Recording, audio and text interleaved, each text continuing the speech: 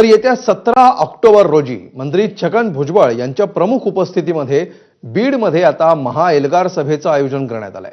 या सभेच्या पार्श्वभूमीवर आज बीडमध्ये ओबीसी समाजाची महत्त्वपूर्ण बैठक पार पडली।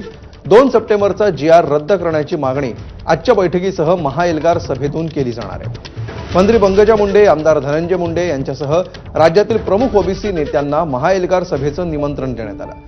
मात्र ओबीसी नेते लक्ष्मण हाके यांच्याबाबत आयोजकांनी स्पष्टता दिलेली नाही।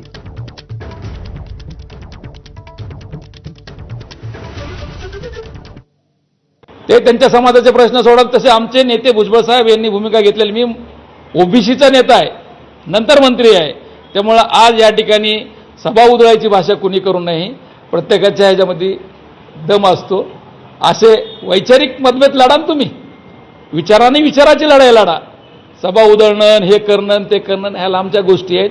तुम्ही जे महाराष्ट्रभर बॅनर लावताय तो पैसा कुठून आला आणि कुठल्या कुठल्या एजन्सीकडून कामं कसे कसे घेतले, आम्ही बाहेर काढायचं का? मग ते या खोलात न जाता त्यांनी त्यांच्या समाजाचं काम करावं।